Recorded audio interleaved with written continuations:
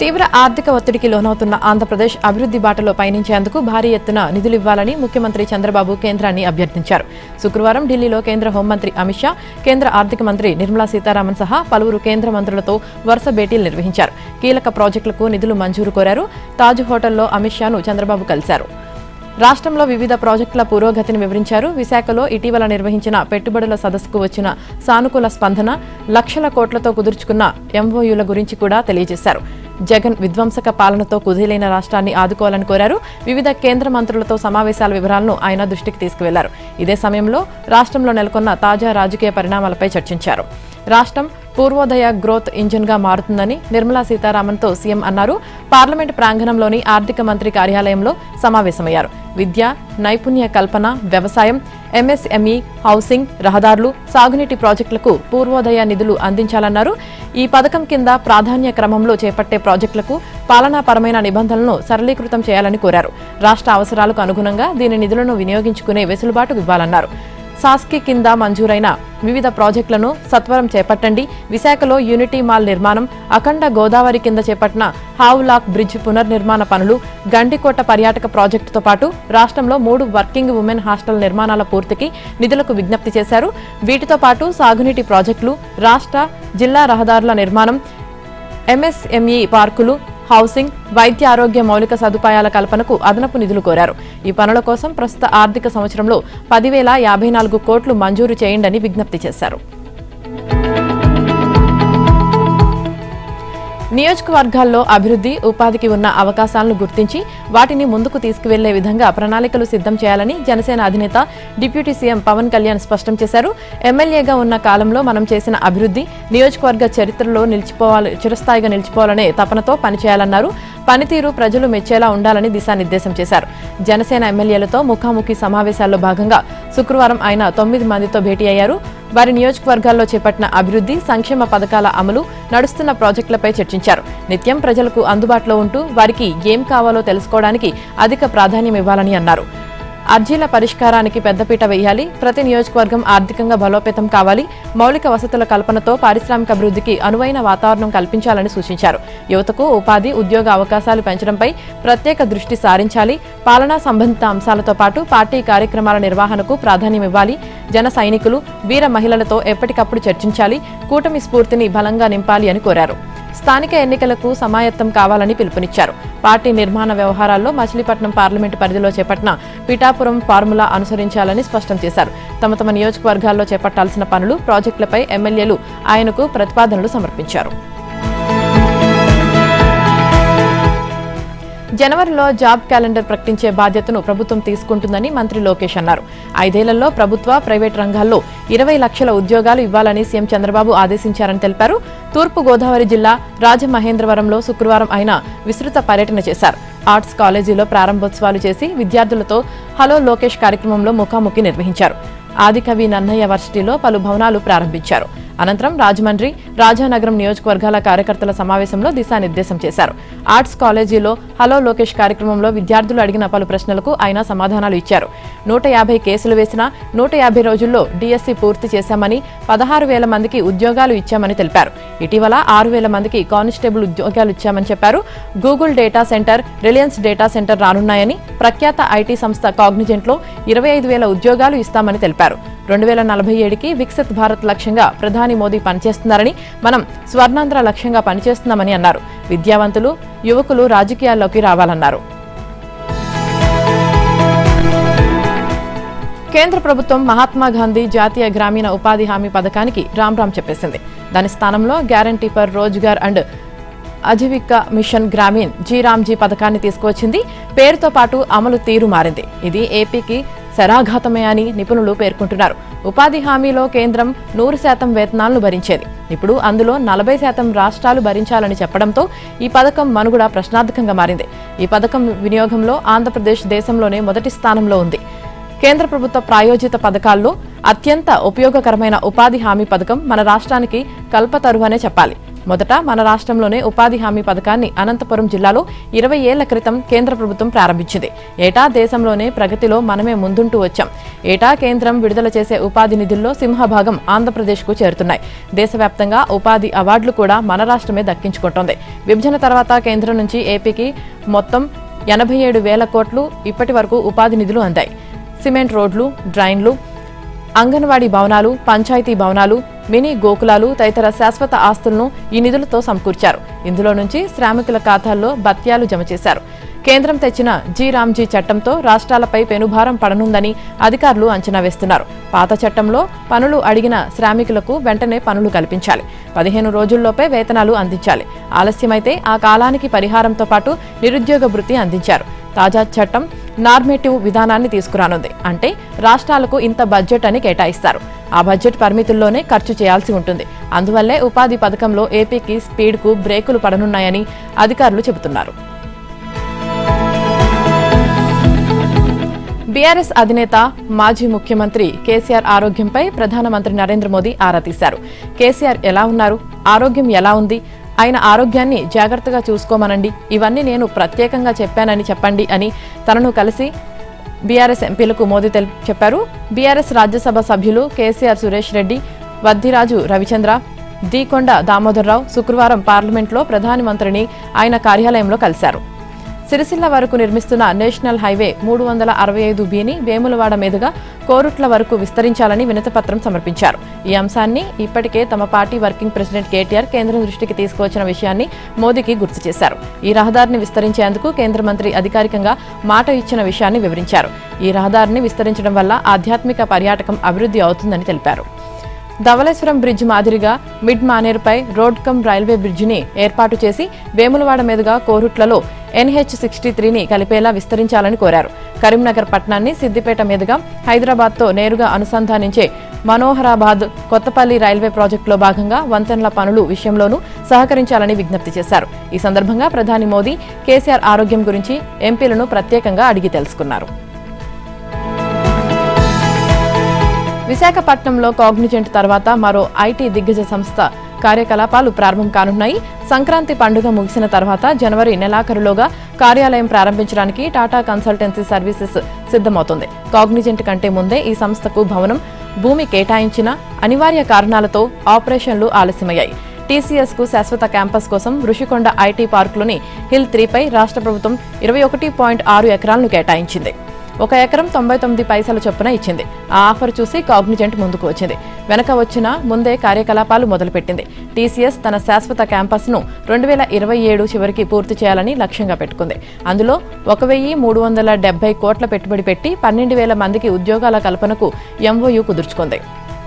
అప్పటి వరకు తాత్కాలికంగా కార్యకలాపాలు నిర్వహించడానికి హిల్ 3లోని మిలీనియం టవర్ 1లో 4 అంతస్తులు, టవర్ 2లో 1 అంతస్తు మినహా మిగిలిన మొత్తం టీసీఎస్కే ఇచ్చారు. టవర్ 1లోని 4 అంతస్తుల్లో కాండ్యుయెంట్ కంపెనీ నడుస్తుంది. ఇది కూడా టీడీపీ ప్రభుత్వ హయాంలో చంద్రబాబు చేతుల మీదుగా 2019లో ప్రారంభమైంది. టీసీఎస్ కు కేటాయించిన టవర్లలో ఇంటీరియర్ పనులన్నీ పూర్తయ్యాయి. 12 ఏళ్లకోసారి వచ్చే గోదావరి పుష్కరాలను ప్రతిష్టాత్మకంగా నిర్వహించడానికి రాష్ట్ర ప్రభుత్వం సిద్ధమవుతోంది. 2027 జూన్లో జరిగే పుష్కరాలకు ఏడాదిన్నర ముందు నుంచే ప్రణాళికలు చేస్తోంది. ఏలూరు, తూర్పు గోదావరి, కాకినాడ, పశ్చిమ గోదావరి, అంబేద్కర్ కోనసీమ జిల్లాలో 500కు పైగా ఘాట్లు సిద్ధం చేయాలని భావిస్తున్నారు. 2015 పుష్కరాల్లో 485 స్నాన ఘాట్లను అప్పటి టీడీపీ ప్రభుత్వం నిర్మించింది. వీటిలో కొన్నిటికి మరమ్మతులు చేస్తే సరిపోతుంది. మరికొన్నిటిని పునర్నిర్మించాల్సి ఉంది. ఈసారి మొత్తం పుష్కరాల నిర్వహణకు దాదాపు 3,000 కోట్లు ఖర్చవుతుందని ప్రభుత్వం అంచనా వేస్తోంది. 2015లో సుమారు 1,400 కోట్లు ఖర్చు చేయగా ఇందులో కేంద్రం కొంతమేర సహాయం అందించింది. ఈసారి కేంద్రం నుంచి మెజార్టీ వాటా రప్పించే ఆలోచనలో రాష్ట్ర ప్రభుత్వం ఉంది. ఇక 2015లో 4.50 కోట్ల మంది భక్తులు పుష్కర స్నానాలు ఆచరించగా 2027 పుష్కరాలకు 10 కోట్ల మందికి పైగా భక్తులు వచ్చే అవకాశం ఉందని అంచనా వేస్తున్నారు. దీనికి అనుగుణంగానే ఏర్పాట్లు చేయడానికి అధికారులు కసరత్తు చేస్తున్నారు. ఇప్పటికే పాత ఘాట్లు ఎలా ఉన్నాయో తనిఖీ చేయాలని కలెక్టర్లను ప్రభుత్వం ఆదేశించింది. కొత్త ఘాట్ల నిర్మాణానికి ప్రతిపాదనలు పంపించాలని సూచించింది. ముందుగా ఘాట్ల నిర్మాణ పనుల టెండర్లకు సిద్ధమవుతోంది. అలానే పుష్కరాలు జరిగే 6 జిల్లాల్లో ప్రముఖ దేవాలయాలకు భక్తుల తాకిడి పెరిగే అవకాశం ఉన్న నేపథ్యంలో దానికి తగ్గట్లు ఏర్పాట్లకు ఇప్పటి నుంచే అంచనాలు వేస్తున్నారు. ఆయా ఆలయాల్లో మరమ్మతులతో పాటు భక్తుల సౌకర్యార్థం కొత్త నిర్మాణాలు చేపట్టాలని నిర్ణయించారు. ఇందుకు ప్రతిపాదనలు పంపించాలని కలెక్టర్లను ప్రభుత్వం కోరింది. పిండ ప్రధానాలకు ప్రత్యేక ఘాట్లు సిద్ధం చేయాలని నిర్ణయించింది. పురోహితులను కూడా ప్రభుత్వం సిద్ధం చేస్తోంది. పీజీ మెడికల్ ప్రవేశ పరీక్షలో సత్తా చాటి కన్వీనర్ కోటాలో సీటు సాధించిన ఓ పేదింటి యువతి చదువు కొనసాగేందుకు బీఆర్ఎస్ నేత సిద్దిపేట ఎమ్మెల్యే హరీష్ రావు అండగా నిలిచారు. ఫీజులు చెల్లించేందుకు ఆర్థిక స్తోమత లేక సీటు వదులుకునే పరిస్థితిలో ఉన్న ఆ యువతి సాయం అడిగిన వెంటనే స్పందించారు. తన ఇంటిని తాకట్టు పెట్టి మరీ 20 లక్షల విద్యా రుణం ఇప్పించి తన దాతృత్వాన్ని చాటుకున్నారు. అంతేకాక హాస్టల్ ఫీజుల నిమిత్తం ఆ యువతికి మరో 1 లక్ష ఇచ్చి నేనున్నా అంటూ భరోసా ఇచ్చారు. సిద్దిపేటకు చెందిన రామచంద్రం శారదా దంపతులకు 4 కుమార్తెలు. 4 వైద్య విద్య అభ్యసిస్తున్నారు.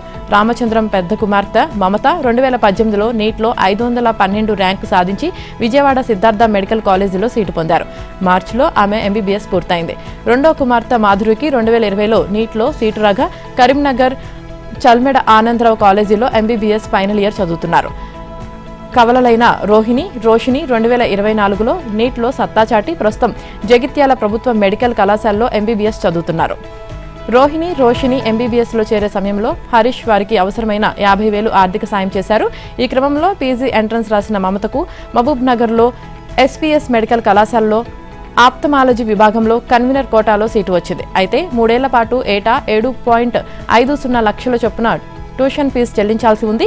ఇందుకు గాను విద్యా రుణం కోసం మమత ఆమె తండ్రి బ్యాంకులను సంప్రదించగా ఏమైనా ఆస్తులు తనఖా పెడితేనే రుణం ఇస్తామని అధికారులు స్పష్టం చేశారు. దీంతో రామచంద్రం హరీష్ రావు దృష్టికి విషయాన్ని తీసుకువెళ్లారు. వెంటనే స్పందించిన హరీష్ సిద్దిపేటలోని తన ఇంటిని ఓ బ్యాంకులో తనఖా పెట్టి దాదాపు 20 లక్షల విద్యా రుణాన్ని మమతకు మంజూరు చేయించారు. అలాగే మొదటి సంవత్సరం హాస్టల్ ఫీజు కోసం మరో 1 లక్ష అవసరమని మమత చెప్పగా ఆ మొత్తాన్ని కూడా హరీష్ ఆమెకు స్వయంగా ఇచ్చారు. దీంతో తన కుమార్తెల చదువుకు అండగా నిలిచిన హరీష్ రావు రుణాన్ని ఎన్ని జన్మలెత్తినా తీర్చుకోలేనంటూ రామచంద్రం పేర్కొన్నారు.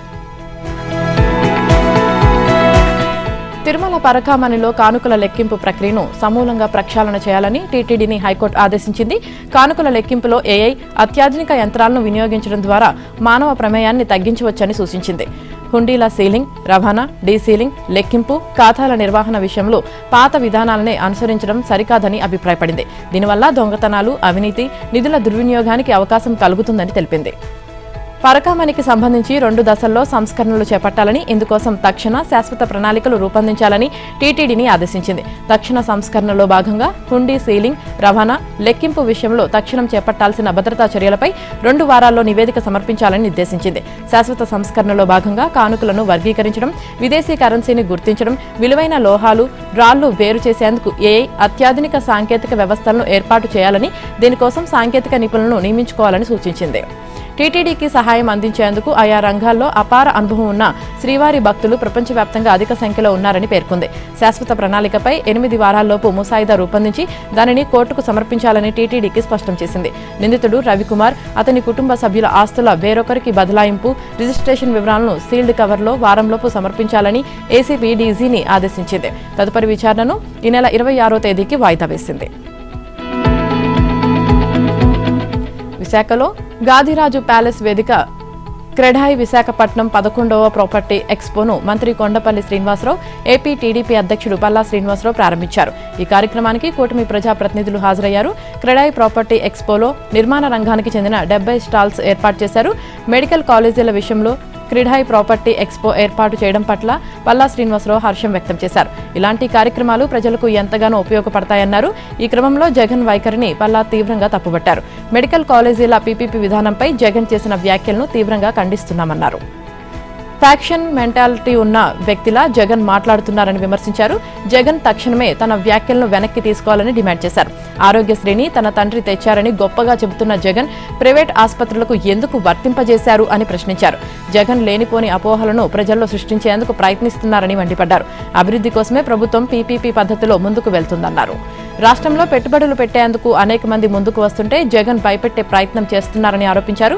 చట్టాలు ఎవరు అతిక్రమించినా జైలు ఊసలు లెక్కించాల్సింది వస్తుందని హెచ్చరించారు. సొంత ఇల్లు ప్రతి ఒక్కరి కల. క్రెడాయి ప్రతినిధులు ప్రజల అభిరుచులకు తగినట్లుగా ఇల్లు నిర్మాణం చేయాలని మంత్రి కొండపల్లి శ్రీనివాసరావు అన్నారు. రియల్ ఎస్టేట్ చేపట్టిన మంచి ప్రాజెక్టును సెలెక్ట్ చేసుకునే అవకాశం ప్రజలకు ఉంటుందన్నారు. భద్రాచలం సీతారామచంద్రస్వామి దేవస్థానం ఆధ్వర్యంలో నేటి నుంచి వైకుంఠ ఏకాదశి అధ్యయనోత్సవాలు ప్రారంభం కానున్నాయి. ఈ నేపథ్యంలో ఇందుకు సంబంధించిన ఏర్పాట్లు పూర్తయ్యాయి. కళ్యాణ మండపం ప్రాంగణంలో చలువ పందిళ్లు, చాందిని వస్త్రాలతో అత్యంత శోభాయమానంగా వేదికను తీర్చిదిద్దారు. అలాగే రామాలయ ప్రాంగణంలో రంగవల్లులు, చలువ పందిళ్లు, చాందిని వస్త్ర అలంకరణలతో అందంగా ముస్తాబైంది. ఆలయానికి విద్యుత్ దీప అలంకరణ చేయడంతో రామాలయం దేదీప్యమానంగా ప్రకాశిస్తుంది. నేటి నుంచి 28 వరకు రామయ్య దశావతారాల్లో భక్తులకు దర్శనమివ్వనున్నారు. పట్టణంలోని ప్రధాన కూడలలో స్వాగత ద్వారాలు ఏర్పాటు చేశారు. ఆలయ పరిసరాలు అందంగా తీర్చిదిద్దడంతో ముక్కోటి శోభ సంతరించుకుంది. ఇవాళ తిరుమంగై పరమ పదోత్సవం నిర్వహించనున్నారు. అలాగే సాయంత్రం పవిత్ర గోదావరిలో శ్రీ సీతారామచంద్ర స్వామి వారికి తెప్పోత్సవం నిర్వహించనుండగా పగలపత్తు ఉత్సవాలు ముగియనున్నాయి. 30న వైకుంఠ ఏకాదశిని పురస్కరించుకొని ఉత్తర ద్వారంలో స్వామివారు భక్తులకు దర్శనమివ్వనున్నారు. వైకుంఠ ఏకాదశి అధ్యయనోత్సవాల్లో భాగంగా శ్రీ సీతారామచంద్ర స్వామి దేవస్థానం ఆధ్వర్యంలో నేటి నుంచి దశావతారాలు ప్రారంభం కానున్నాయి. ముందుగా తొలి రోజున మత్స్య అవతారంలో స్వామివారు భక్తులకు దర్శనమివ్వనున్నారు. 21న కూర్మ అవతారంలో, 22న వరాహ అవతారంలో, 23న నరసింహ అవతారంలో, 24న వామన అవతారంలో, 25న పరశురామ అవతారంలో, 26న శ్రీరామ అవతారంలో, 27న బలరామ అవతారంలో, 28న శ్రీకృష్ణ అవతారంలో భక్తులకు దర్శనమివ్వనున్నారు. ఈ నెల 30 నుంచి జనవరి 9 వరకు రాపత్తు సేవలను నిర్వహించనున్నారు. తొలుత ఏఎస్పీ కార్యాలయంలో నిర్వహణతో ఈ రాపోత్సవాల్లో శ్రీకారం చుట్టనున్నారు. జనవరి 10 నుంచి 15 వరకు విలాసోత్సవాలు నిర్వహించనున్నారు. వైకుంఠ ఏకాదశి అధ్యయనోత్సవాల్లో భాగంగా శ్రీ సీతారామచంద్ర స్వామి తొలి 10 రోజులు దశావతారాల్లో భక్తులకు దర్శనమివ్వనుండడంతో నేటి నుంచి స్వామివారికి ప్రతినిత్యం నిర్వహించే నిత్య కళ్యాణాలను ఈ నెల 30 వరకు నిలిచిపోనున్నాయి. ఈ నెల 31 నుంచి నిత్య కళ్యాణాలు పునఃప్రారంభమవుతాయి.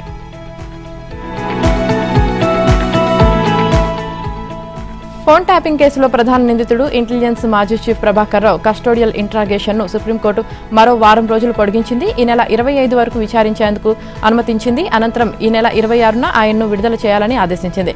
కస్టడీ సమయంలో ప్రభాకర్ రావుపై ఫిజికల్ టార్చర్ చేయకుండా విచారించాలన్న తమ గత ఆదేశాలు అమల్లో ఉంటాయని పేర్కొంది. ప్రభాకర్ రావు కస్టోడియల్ ఇంట్రాగేషన్ కు సంబంధించిన పిటిషన్ శుక్రవారం మరోసారి ధర్మాసనం ఎదుట విచారణకు వచ్చింది. తెలంగాణ ప్రభుత్వం దర్యాప్తు సంస్థల తరపున solicitor general Tushar Mehta, senior న్యాయవాది సిద్ధార్థ్ లూత్రా, ప్రభాకర్ రావు తరపున సీనియర్ న్యాయవాదులు రంజిత్ కుమార్, శేషాద్రి నాయుడు హాజరయ్యారు. తుషార్ మెహతా వాదనలు వినిపిస్తూ ఫోన్ ట్యాపింగ్ అంశంలో మరింత విచారించాల్సిన అవసరం ఉందని, ప్రభాకర్ రావు ఏమాత్రం సహకరించడం లేదని తెలిపారు. మరో వారం పాటు కస్టోడియల్ ఇంట్రాగేషన్ కు అవకాశం కల్పించాలని కోరారు. గత దర్యాప్తునకు సంబంధించి స్టేటస్ రిపోర్టును కోర్టుకు సమర్పించారు.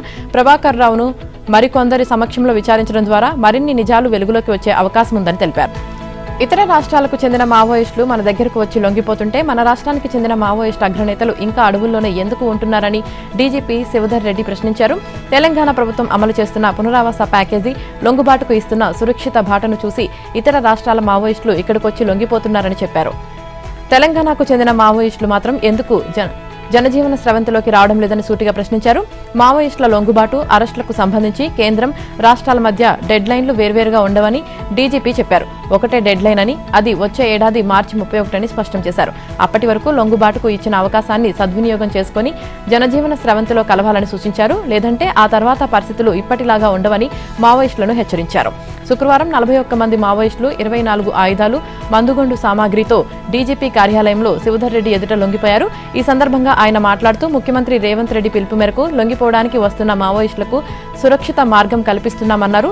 తమను కలవడానికి భయపడాల్సిన అవసరం లేదని, ఏ మార్గం ద్వారా వచ్చినా ఆహ్వానం పలుకుతామని చెప్పారు.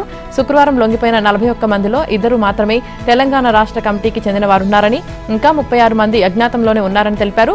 వారిలో 6గురే తెలంగాణ వారని, మిగతా 30 మంది ఇతర రాష్ట్రాలకు చెందిన వారని వివరించారు. మావోయిస్టు పార్టీలో తెలంగాణకు చెందిన వారు ఇంకా 54 మంది పనిచేస్తున్నారని, వీరిలో 2 రాష్ట్ర కమిటీ సభ్యులు, 4 ఏరియా కమిటీ కార్యదర్శులే తెలంగాణ రాష్ట్ర కమిటీలో ఉన్నారని, మిగిలిన 48 మంది ఇతర రాష్ట్రాల్లో పనిచేస్తున్నారని డీజీపీ. నిజామాబాద్ జిల్లా వర్నీలో దొంగ నోట్ల కలకలం రేగింది. కెనరా బ్యాంకులో పంట రుణం చెల్లించేందుకు రైతు తీసుకువచ్చిన నగదును దొంగ నోట్లుగా అధికారులు గుర్తించారు. రైతు తీసుకువెళ్లిన 2,08,500 రూపాయలను నకిలీగా తేల్చారు. అన్ని 500 నోట్లుగా గుర్తించారు. జలాల్పూర్ గ్రామానికి చెందిన రైతు చిన్నసాయిలు పంట రుణం చెల్లించేందుకు వర్నీలోని కెనరా బ్యాంకుకు 2,08,500 రూపాయలని తీసుకువెళ్లాడు. ఈ క్రమంలో నగదును చెల్లించేందుకు క్యాష్ కౌంటర్లో ఇచ్చాడు. క్యాష్ కౌంటింగ్ యంత్రంలో నోట్లను లెక్కిస్తుండగా నకిలీ నోట్లు వచ్చాయి. అప్రమత్తమైన బ్యాంక్ అధికారులు, సిబ్బంది డబ్బు ఎక్కడి నుంచి తెచ్చావని రైతును ప్రశ్నించడంతో అక్కడి నుంచి పరారయ్యాడు. రైతు తీసుకువచ్చిన 500 నోట్లను బ్యాంకు సిబ్బంది క్షుణ్ణంగా పరిశీలించగా అవన్నీ నకిలీ నోట్లేనని గుర్తించారు. 4 500 నోట్ల కట్టలపై ఒక్కొక్క కట్టపై ఒకే రకమైన సీరియల్ నెంబర్ ఉండడాన్ని గుర్తించారు. దీంతో నకిలీ నోట్లని నిర్ధారించి వర్ని పోలీసులకు ఫిర్యాదు చేశారు. బ్యాంకు అధికారి పంకజ్ ఫిర్యాదు మేరకు కేసు నమోదు చేసుకుని దర్యాప్తు చేపట్టారు. నకిలీ నోట్ల వ్యవహారం వర్ని మండలంలో కలకలం సృష్టించింది. పరారీలో ఉన్న రైతు కోసం పోలీసు అవయవ మార్పిడికి రాష్ట్రంలో డిమాండ్ పెరిగిపోతుంది. రోజు రోజుకు బాధితుల సంఖ్య పెరుగుతుండడం, అవయవదాతలు దొరక్కపోవడంతో ప్రధాన అవయవాల సమస్య జటిలమవుతోంది. చాలా మంది రోగులు మార్పిడికి అవసరమైన అవయవం కోసం దీర్ఘకాలం ఎదురుచూపులు చూసి చివరికి నిస్సహాయ స్థితిలో మృత్యువాత పడుతున్నారు. 3.77 కోట్ల జనాభా ఉన్న తెలంగాణలో ఇప్పటికిప్పుడు బాధితుల కోసం దాదాపు 4,000 మూత్రపిండాలు కావాలి. 3,000 దాకా కాలేయాల ఆవశ్యకత ఉంది. ఇది తెలంగాణ జీవన్ దాన్ గణాంకాలు చెబుతున్న కఠోర వాస్తవం. అవయవాలు లభించక 2020 నుంచి 2024 నడుమ జీవన్ దాన్ వెయిటింగ్ లిస్టులోని 113 మంది చనిపోయారు. ఇలా జీవన్ దాన్ వెయిటింగ్ లిస్టులో ఉండి చనిపోయిన వారి సంఖ్య విషయంలో తెలంగాణ దేశంలోనే 7వ స్థానంలో నిలిచింది. అలాగని జీవన్ దాన్ స్కీమ్లో మన రాష్ట్రం ఏమైనా వెనకబడి ఉందా అంటే అవయవ మార్పిడిలో దేశంలోనే బెస్ట్ పర్ఫార్మర్గా అవార్డులు స్వీకరించింది. దాతల కొరతే ప్రస్తుతం పెద్ద సమస్యగా ఉంది. అధిష్టానం తన వైపే ఉంది. తానే 5 ఏళ్లు సీఎంగా ఉంటా, 2.5 ఏళ్ల తీర్మానం అనేది లేదు, తనకు రాజకీయ నిరాసక్యత లేదు అనేది ఉండదు. ఇప్పుడు తానే, భవిష్యత్తులో తానే సీఎం అని కర్ణాటక సీఎం సిద్ధరామయ్య కుండబద్దలు కొట్టారు. బెళగావిలో జరుగుతున్న శాసనసభ శీతాకాల సమావేశాల చివరి రోజు శుక్రవారం డిప్యూటీ సీఎం డీకే శివకుమార్ సభలో లేని సమయంలో ఆయన ఈ వ్యాఖ్యలు చేశారు. ఉత్తర కర్ణాటక సమస్యపై సభలో చర్చకు సీఎం వివరణ ఇస్తున్న సమయంలో ప్రతిపక్ష నేత అశోక్తో పాటు పలువురు సీఎం మార్పు అంశాన్ని ప్రస్తావించారు. 5 ఏళ్లు మీరే సీఎం అని ప్రకటించండి అని డిమాండ్ చేశారు. దీంతో సీఎం సిద్ధరామయ్య ఆగ్రహానికి గురయ్యారు. బీజేపీ కర్ణాటకలో ఎప్పటికీ అధికారంలోకి రాదన్నారు.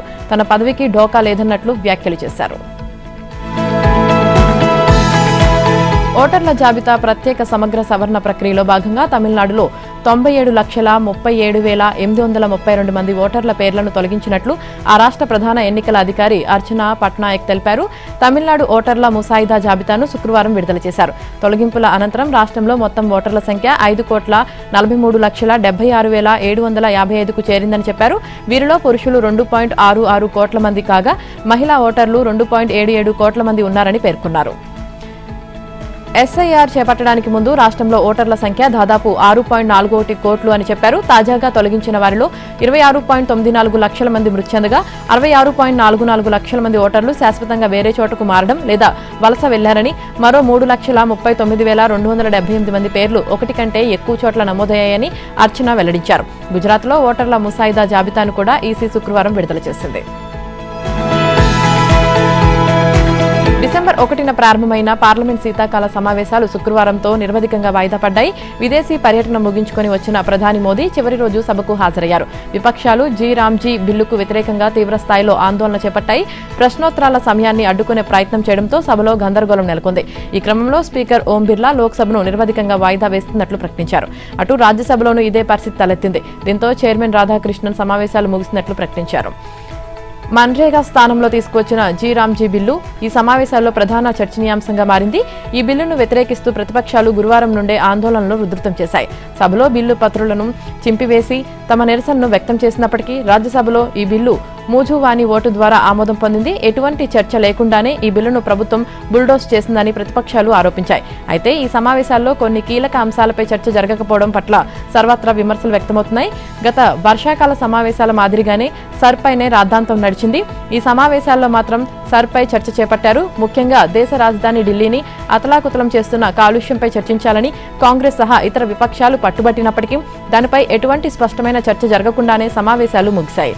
సభలో రాజకీయ యుద్ధం నడుస్తున్నప్పటికీ పార్లమెంట్ శీతాకాల సమావేశాల ముగింపు సందర్భంగా ఆసక్తికర సన్నివేశం జరిగింది. ప్రధాని మోదీ ఎంపీలతో చాయ్ పే చర్చ నిర్వహించారు.